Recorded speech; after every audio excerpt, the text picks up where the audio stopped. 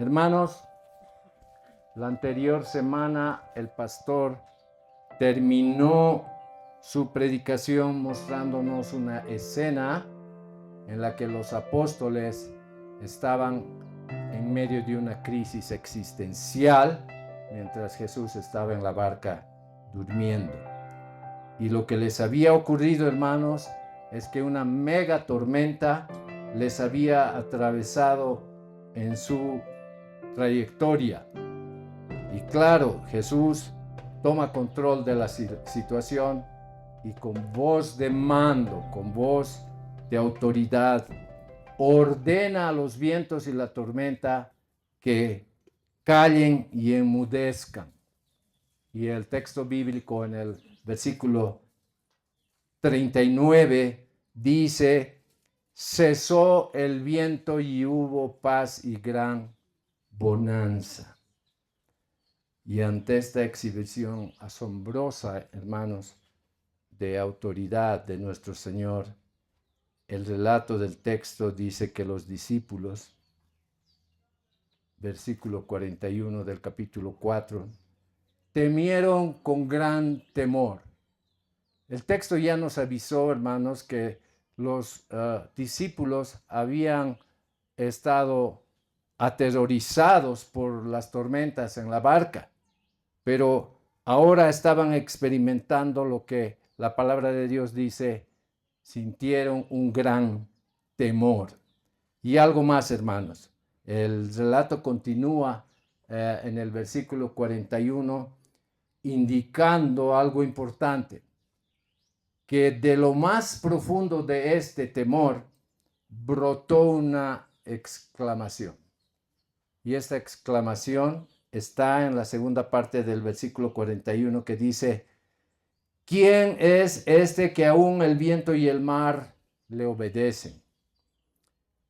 Hermanos, quiero que meditemos un poco más sobre esta exclamación, porque tiene mucho que ver con lo que vamos a presentar en el texto que nos ocupa el día de hoy, pero también porque esta exclamación sigue retumbando, sigue sonando, la continuamos escuchando en nuestros tiempos. Lo más preocupante, hermanos, es que esta exclamación no solo retumba en los círculos seculares, sino que también está retumbando en los círculos cristianos, en muchas iglesias. Me pregunto, hermanos, si todos en nuestra iglesia podrían responder bíblicamente al clamor que brota de esta exclamación. ¿Quién es este Jesús que es autoridad suprema en la iglesia y que Él es Rey del reino de todo y de todos? ¿Estamos en condiciones de poder responder, hermanos? Yo estimo que sí, porque este es el tema de cada domingo. Es el tema que el pastor siempre predica, ya sea en salmos, ya sea en las epístolas didácticas, inclusive ya sea en Apocalipsis. Entonces, hermanos, volviendo al contexto de los discípulos y la barca, lo que me gustaría aclarar y profundizar es que esta es una exclamación que pone de manifiesto que ni los apóstoles, ni los escribas, ni los fariseos, ni los sacerdotes, ni todo el pueblo judío había entendido que este Jesús que caminaba con ellos era el Salvador prometido en Génesis 3:15. Que este Jesús, hijo del carpintero, era aquel que había sido anunciado, que vendría para pisar la cabeza de la serpiente y restaurar la comunión con su pueblo. Que este Jesús, a quien habían visto crecer muchos en medio de ellos, era el Rey fiel, justo y eterno que había sido prometido al rey David en pacto. Finalmente, hermanos, que este Jesús que hacía muchos milagros por donde iba, y al decir muchos, hermanos, estoy reduciendo la cantidad, Este Jesús hacía miles de milagros por donde iba. Él era aquel que los profetas ya habían profetizado. Este era aquel que los profetas ya habían anunciado, que no vendría al mundo como otro rey más para reinar en Israel, sino que vendría como un siervo sufriente, cuya misión principal sería la de dar su vida voluntariamente, consciente y voluntariamente, por un pueblo particular. Nosotros que estamos a este lado de la cruz, hermanos, sabemos cuál es ese pueblo particular. Si ustedes todavía no lo han entendido, ese pueblo particular es su iglesia, hermanos. Somos nosotros. Entonces, hermanos, quiero animarlos porque esta misión del siervo sufriente es muy comentada, es muy conocida. Se la conoce como los cánticos del siervo y las encontramos en el libro de Isaías desde el capítulo 42 adelante. No es el tema de nuestra presentación el día de hoy, pero les animo a que la busquen, hermanos, que es justamente una revelación sobre quién era este Jesús que vino a dar su vida por nosotros. A donde quiero llegar, hermanos, es que en el momento que Cristo irrumpe en la historia humana proclamando el evangelio del reino, los judíos estaban esperando al Mesías como un rey poderoso que los iba a librar del yugo de los romanos. ¿Para qué, hermanos? Para restaurar el reino terrenal de Israel, para restaurar la gloria que vivieron en el reinado del rey David. Entonces, hermanos, tenemos que entender que el alcance de la obra del Mesías, que el pueblo de Israel anhelaba, porque el pueblo de Israel en los momentos anteriores a que llegue Jesús, oraba con mucho clamor, hablando a Jehová, pidiéndole, Señor, ¿por qué nos has olvidado? ¿Por qué has olvidado tu pacto? ¿Por qué nos has abandonado? ¿Dónde está ese rey que has prometido al rey David? Ese rey fiel y eterno. ¿Dónde está, Señor? Hay un clamor. Pero cuando llega el rey y se presenta y anuncia que él era el rey prometido, no lo recibieron. Los judíos, hermanos, habían entendido equivocadamente la promesa que Dios les había hecho a través de todo el Antiguo Testamento y a través principalmente del pacto abrámico. Si se recuerdan, hermanos, la promesa que encontramos en Génesis 12 en el pacto abrámico era que de su descendencia, de la descendencia de Abraham, vendría aquel que bendeciría a todas las naciones. Eso estaba muy claro. Ellos entendieron que todas las naciones del mundo tendrían que convertirse al judaísmo para recibir estas bendiciones. Hermanos, es por eso que cuando Jesús inicia su ministerio y anuncia que el tiempo se había cumplido y él era el rey prometido, no solo no les recibieron, hermanos, sino que confabularon para prenderle y matarle. En Juan 1:11, vayamos a ese versículo, hermanos. Juan 1:11, este es un versículo que todos conocemos, el pastor lo ha predicado muchas veces. Y dice así Juan 1:11, a lo suyo vino y los suyos no les recibieron. Pienso, hermanos, que la razón principal por la que los suyos no le recibieron es porque entendieron las escrituras de manera parcial, sesgada y equivocada, como muchas veces hacemos también nosotros.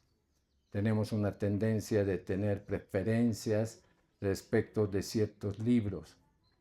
Y me declaro culpable, hermanos, porque por mucho tiempo, en mis primeros años de convertirme, yo eludía Levítico, Números e incluso los Salmos. Me gustaba ir a las epístolas de Pablo. Y entonces eso es lo que ha ocurrido con los judíos. Ellos tenían una revelación completa sobre los propósitos de Dios y los habían entendido y enseñado prejuiciosamente, sesgado, parcialmente. Hermanos, una vez más, quiero repetir esto, les pido su paciencia. Los sacerdotes y todo el pueblo de Israel esperaban un poderoso rey humano, un descendiente rey de David, como les dije, que vendría a restaurar la gloria perdida del reino de Israel. Cuando vieron al hijo del carpintero predicando, primero que lo menospreciaron. Encontramos en varios lugares cuando él estaba predicando y haciendo señales. Dijeron, ¿no es este el hijo de José, del carpintero? ¿Cómo es que este hombre está hablando del reino de Dios? Y bueno, cuando vieron al hijo del carpintero predicando que él era ese rey sufriente anunciado por los profetas, los suyos no solo quisieron prenderle y matarle, como habíamos dicho, sino que le acusaron de que sus milagros de sanación eran obras de Satanás y sus demonios. El pastor lo ha predicado, creo que la anterior semana. Veámoslo de nuevo, hermanos. Marcos 3, 22. Si lo tienen, dice así.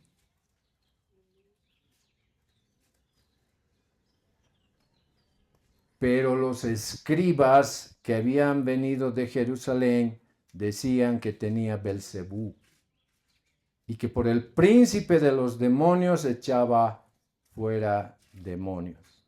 Hermanos, espero que este panorama ampliado que acabo de darles nos ayude a entender la razón por la cual Jesús tuvo que hacer manifestaciones, milagros de autoridad como las que Marcos nos ha venido relatando. Porque él no tenía que hacer señales ni milagros para manifestar que él era el que habían estado esperando.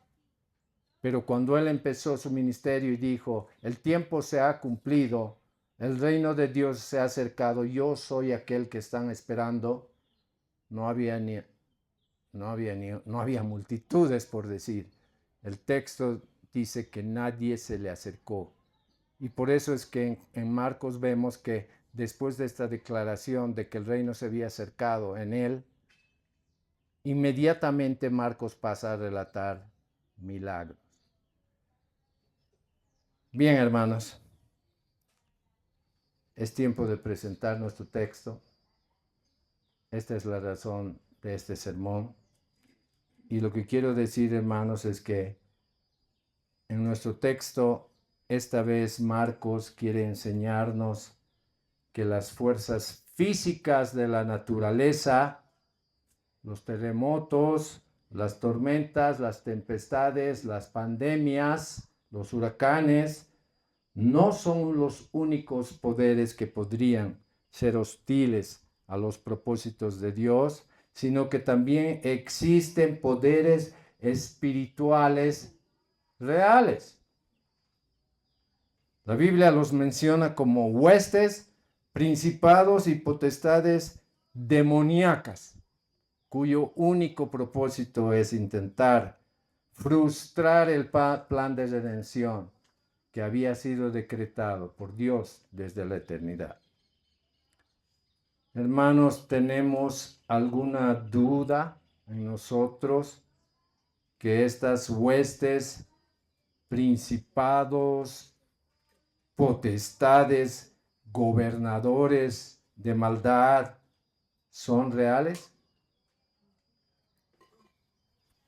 Efesios 6:12 nos aclara esa pregunta. Dice así, Efesios 6:12. Dice así,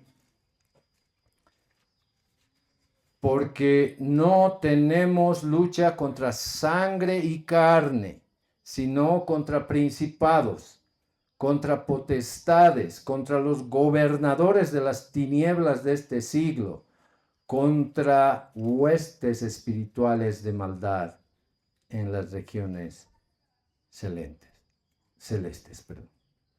Bien, hermanos, para propósitos de exponer nuestro texto, quiero dividir estos 20 versículos del texto en 5 momentos. Número 1, la llegada de Cristo al lugar. Momento que Cristo y los apóstoles llegan a este lugar llamado Gádara o Gadara. Número 2, la condición del endemoniado, en los versículos 2 al 5. Número 3, la manifestación de autoridad de Jesús.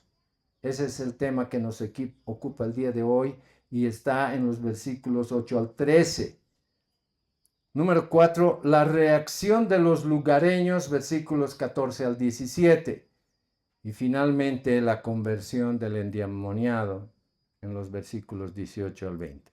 Empecemos con la llegada de Cristo al lugar, hermanos, dice así el versículo 1.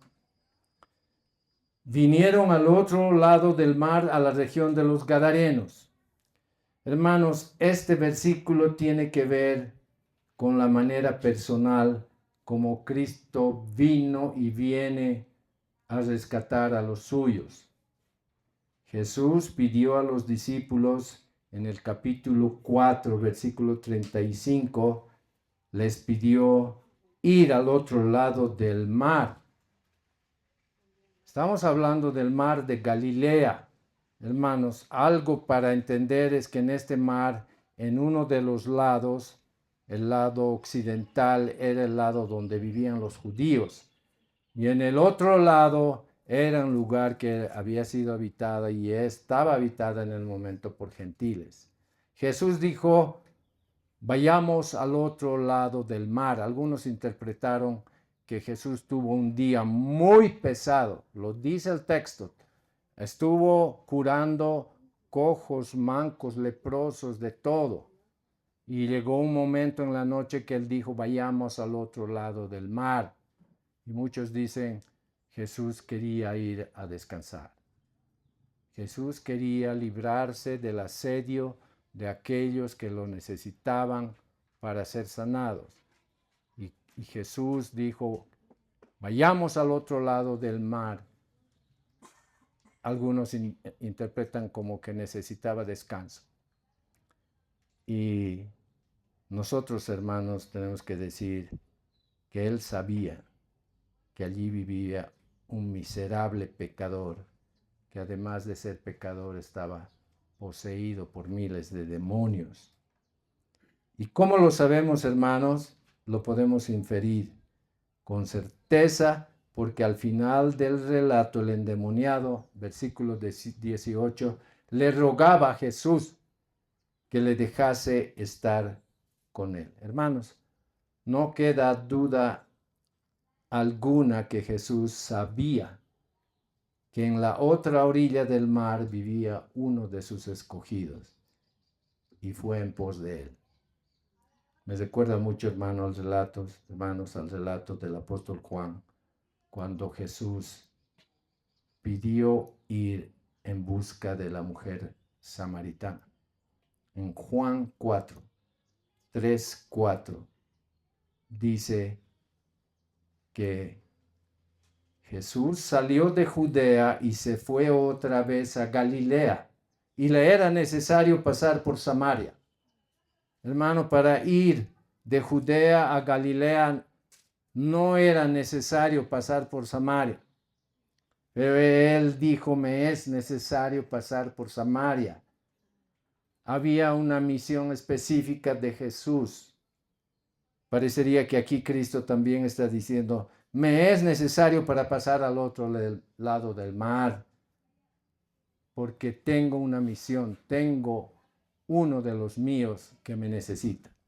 La enseñanza, hermanos, es que Cristo, como nuestro buen pastor, va personalmente en busca de cada una de sus ovejas descarriadas. Lucas, en el capítulo 15 del 3 al 7, nos comparte una parábola que la han escuchado muchas veces. Es la parábola de la oveja perdida, la vamos a leer. Dice así, comenzando en el versículo 3. Entonces él les refirió esta parábola diciendo, ¿qué hombre de vosotros, teniendo 100 ovejas, si pierde una de ellas, no deja las 99 en el desierto y va tras la que se perdió hasta encontrarla? Y cuando la encuentra, la pone sobre sus hombros gozoso.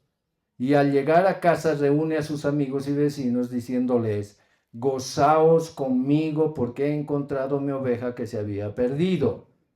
Os digo que así habrá más gozo en el cielo por un pecador que se arrepiente que por 99 justos que no necesitan arrepentimiento. Para cerrar este subpunto, hermanos, quiero recordarles algo que todos ustedes han experimentado, estoy seguro que sí.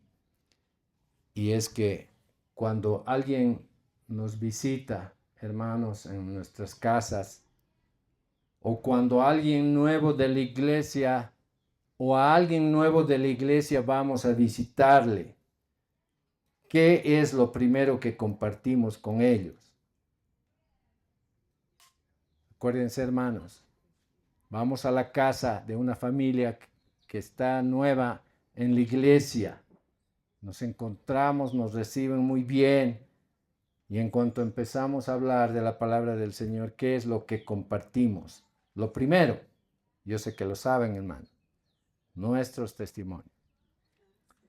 Hermanos, al menos en la manera como en mi familia recibimos algunas personas, incluso que no sean nuevas, simplemente es la mejor manera de que podamos establecer un vínculo en el Señor. Y cuando hacemos esto, hermanos, es impresionante, me impresiona a mí mucho, cómo cada uno de nosotros tiene un testimonio diferente. Y esto es una clara manifestación, es una confirmación, hermanos, de que Cristo vino a nosotros de manera personal. Cristo no dijo, a ver, de esta línea a este lado, júntense de 50 en 50 y repitan esta oración. Nuestros testimonios manifiestan que en diferentes circunstancias Cristo vino personalmente por nosotros. Paul Washer, lo conocen mucho, Paul Washer dice que una de las verdades más importantes de la Escritura es que Dios no es una fuerza impersonal moviendo el universo sin pensar, ni un poder caprichoso que manipula fríamente a su creación para alcanzar algún fin egoísta. Las Escrituras, dice Paul Washer, nos enseñan que Dios es un ser personal. Cuando dice esto, hermanos, está diciendo que el hecho de que Dios es personal es un atributo de su ser inherente como Dios. Dios es omnisciente, todopoderoso, infinito, y en el mismo nivel de estos atributos, Dios es personal. Incluso él añade en la siguiente lección, y es relacional. Y termina Paul Washer diciendo, Dios desea una relación personal con su creación, especialmente con el hombre, quien ha sido creado a su imagen. Versículos 2 al 5, la condición del endemoniado. ¿En qué estado llegó este hombre? ¿En qué estado se encontró con Jesús? Dice así, versículo 2. Y cuando salió él de la barca, enseguida vino a su encuentro de los sepulcros un hombre con un espíritu inmundo que tenía su morada en los sepulcros, y nadie podía atarle ni aun con cadenas, porque muchas veces había sido atado con grillos y cadenas, mas las cadenas habían sido hechos pedazos por él y desmenuzados los grillos, y nadie le podía dominar. Y siempre de día y de noche andaba dando voces en los montes y en los sepulcros e hiriéndose con piedras. Hermanos, este párrafo nos muestra la condición de degeneración que la humanidad puede llegar alejados de Dios. Me gusta decir, hermanos, que el telón de fondo de todo el relato bíblico nos enseña con toda claridad que Dios nos creó para Él, que Él es nuestro entorno natural. En Hechos 17, 28, hermanos, encontramos uno de los versículos más reveladores sobre esta verdad. Si lo podemos ubicar, hermanos, es Pablo hablando a los griegos de Atenas. Y dice así el texto, Hechos 17, 28. En Él vivimos, en Él nos movemos y en Él somos. Hermanos, cada domingo predica el pastor algo como, solo en Él y con Él encontramos nuestra verdadera identidad. Solo en Él y con Él encontramos el verdadero sentido y propósito de nuestras vidas. Versículos 6 al 13. La manifestación de autoridad de Jesús. Jesús ve la condición de este endemoniado y Jesús va a tomar control de la situación. Dice así el texto. Cuando vio pues a Jesús, versículo 6, cuando vio pues a Jesús de lejos, corrió y se arrodilló ante él, y clamando a gran voz dijo, ¿qué tienes conmigo, Jesús, Hijo del Dios Altísimo? Te conjuro por Dios que no me atormentes, porque le decía, sal de este hombre, espíritu inmundo. Y le preguntó, ¿cómo te llamas? Y respondió, Legión me llamo, porque somos muchos. Y le rogaba mucho. Los demonios le estaban rogando al rey del reino, le rogaba mucho que no los enviase fuera de aquella región. Estaba allí cerca del monte un gran hato de cerdos paciendo, y nuevamente, y le rogaron todos los demonios, diciendo, envíanos a los cerdos para que entremos en ellos. Y luego Jesús les dio permiso. Como el rey de este reino les permitió hacer algo. Y saliendo aquellos espíritus inmundos, entraron en los cerdos, los cuales eran como 2000, y el hato se precipitó en el mar por un despeñadero, y en el mar se ahogaron. Aquí hay mucho para meditar, hermanos, pero para empezar debemos hacer notar que los espíritus inmundos que habían tomado control de este miserable conocían mucho sobre Cristo, pero no conocían a Cristo. El versículo 6 dice, lo reconocieron desde lejos. Así como Cristo tenía una intencionalidad clara de ir a Gadara, el endemoniado percibió su llegada y desde lejos dice que los reconoció. Y lo primero que hicieron, también como algo de autoridad, dice que lo primero que hicieron fue postrarse ante él. Incluso estos estos demonios que habitaban en este endemoniado, lo llamaron por su nombre humano, Jesús. Eso no es algo que en esa época muchos podían hacer. ¿Se acuerdan? Los mismos discípulos están preguntándose, ¿quién es este hombre a quien los mares y las tormentas le obedecen? Y ellos lo llamaron Jesús. En el versículo dice, y en este versículo es el endemoniado que está hablando, dice, ¿qué tienes conmigo, Jesús, Hijo del Dios Altísimo?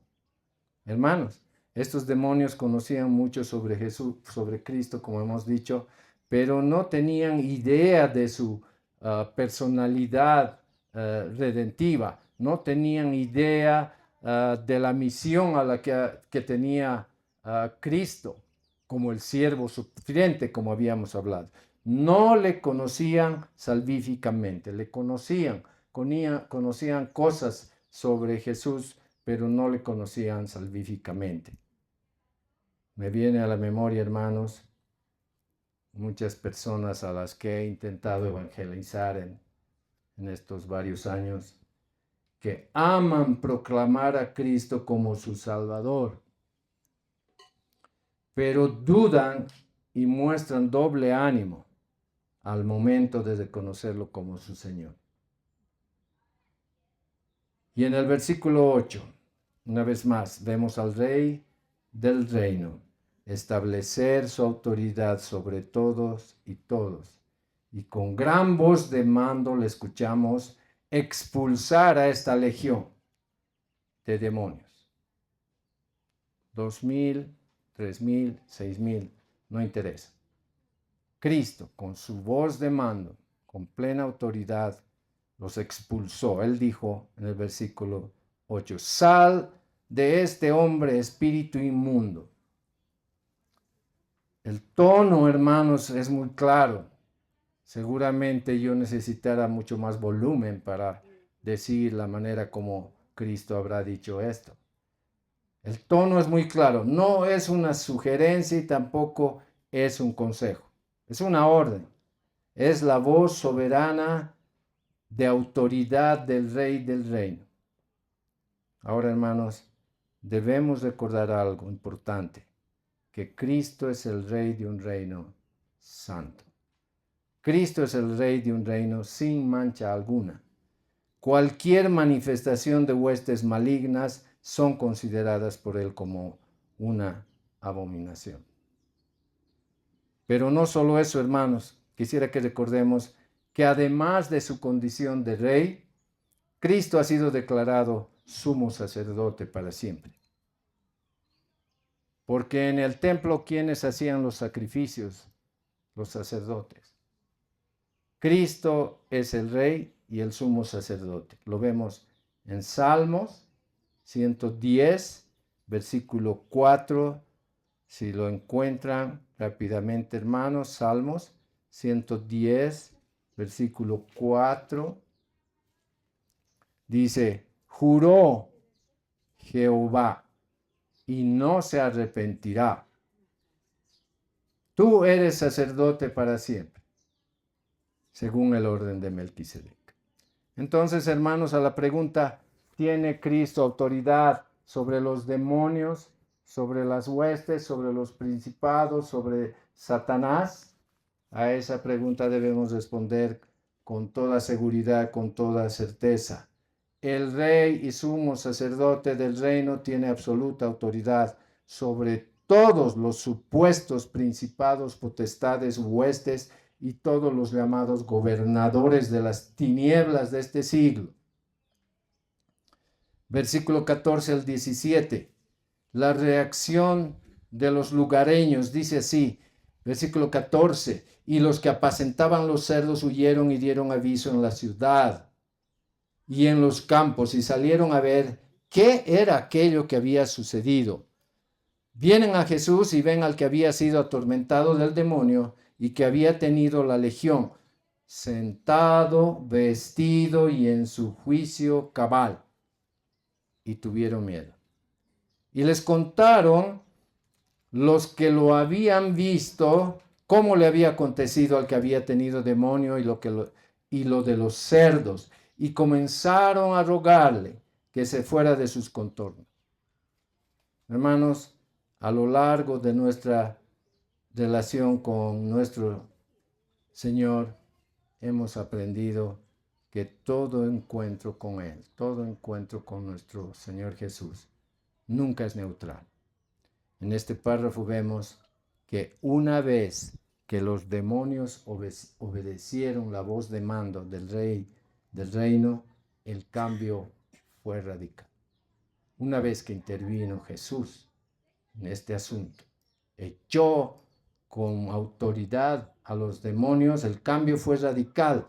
Dice el relato, aquel al que nadie podía dominar, aquel que nadie podía atarle con cadenas, aquel que andaba dando voces en los bosques y que habitaba en sepulcros, ahora estaba, versículo 15, sentado, vestido y en su juicio cabal.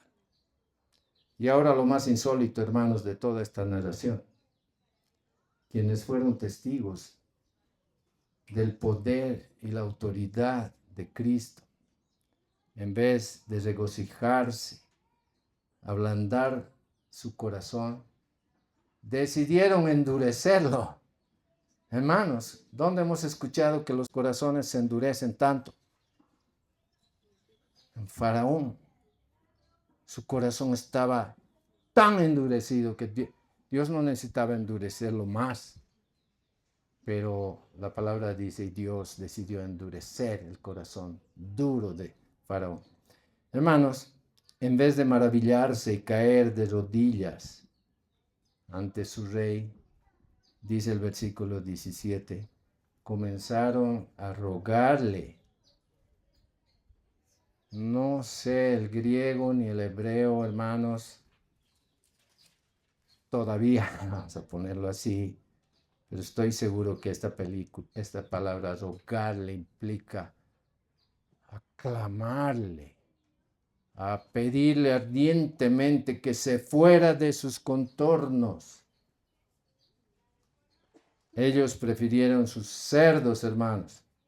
Ellos prefirieron sus riquezas terrenales antes que la presencia favorable de Cristo. Pienso, hermanos, que la reacción de estos hombres es comparable a la insólita acusación que le hicieron los escribas y fariseos de que Jesús era un súbdito de Belcebú. Profesando ser sabios, se hicieron necios. Y también dice la revelación de Dios, algo que debemos considerar siempre, que su palabra nunca vuelve a él vacía. Cuando escuchamos el Evangelio, hermanos, y lo rechazas, no creas que hay un retorno vacío a Dios. Si tú lo has aceptado y lo has reconocido como tu Señor y Salvador, es una manera de responder, pero tu rechazo y tu indiferencia también le va a llegar a Dios de una manera especial. Dice en Isaías 55:11, es un hermoso versículo, hermanos. Isaías 55:11, desde el 10, dice, porque como desciende de los cielos la lluvia y la nieve, y no vuelve allá, sino que riega la tierra y la hace germinar, producir, y da semilla al que siembra, y pan al que come, así será mi palabra que sale de mi boca. No volverá a mí vacía, sino que hará lo que yo quiero, y será prosperada en aquello para que la envíe. Versículos 18 al 20, hermanos, el subtítulo es la conversión del endemoniado. ¿De qué a qué se convirtió, hermanos? De endemoniado a misionero. Versículo 18. Al entrar él en la barca, el que había estado endemoniado le rogaba que le dejase estar con él. Mas Jesús no se lo permitió, sino que le dijo, vete a tu casa a los tuyos y cuéntales cuán grandes cosas el Señor ha hecho contigo y cómo ha tenido misericordia de ti. Y se fue y comenzó a publicar en Decápolis cuán grandes cosas había hecho Jesús con él, y todos se maravillaban. Hermanos, Jesús en su soberanía, en su gloriosa voluntad, no es que no aceptó a este hombre como suyo. Lo que pasa es que Dios tiene propósitos que no entendemos y que tal vez los vamos a entender un poquito más adelante. En estos versículos, hermanos, Marcos quiere hacernos notar que el rey del reino no solo tiene autoridad sobre todo tipo de huestes espirituales de maldad, sino que también tiene plena autoridad y poder para restaurar las almas de sus necesitados. ¿Se acuerdan del versículo 1? Dijimos que Cristo vino en pos de una de sus ovejas. Esta oveja que pertenecía a su redil no solo estaba deambulando perdida, ella había caído en las redes de las huestes y potestades malignas, como hemos dicho, cuya única misión es intentar frustrar los propósitos eternos del Rey del Reino. Pero Dios, hermanos, el pastor ha predicado esas dos hermosas palabras juntas. Y la vemos en Efesios 2:4, relacionado con este tema. Efesios 2:4 dice, pero Dios, que es rico en misericordia, por su gran amor con que nos amó, aun estando nosotros muertos en pecados, nos dio vida juntamente con Él. Por gracia sois salvos. Hermanos, he terminado de hacer la presentación del texto que nos ocupa, pero quisiera decir algunas palabras sobre demoniología. Y el hecho es que en charlas que tengo con algunos familiares y algunos hermanos, hay muchos que prefieren no hablar de este tema. Y hay muchas iglesias que han pervertido el verdadero sentido del entendimiento de Satanás y sus demonios. Algunas iglesias han exorcizado la palabra Satanás y demonios, y todas sus prédicas les gusta hablar del amor de Dios y cuán bueno es Él. Quitan a los demonios, quitan a Satanás, quitan el infierno. Pero también hay otros que ya también en la liturgia esencial, en los elementos esenciales de la adoración de Dios en el día del Señor, incorporan expulsión de demonios. Lo he vivido, hermanos. Entonces, sobre la demoniología, hermanos, lo primero que tendría que decir es que sí, hermanos, sí. Entre las verdades bíblicas que abrazamos como tradición reformada, reconocemos el rol que juega Satanás y sus huestes de maldad dentro del panorama global del plan de Dios. Es más, nuestro recordado teólogo R.C. Sproul, yo creo que todos lo conocen, él dijo alguna vez, no hay teología sin demoniología. No hay teología sin demoniología.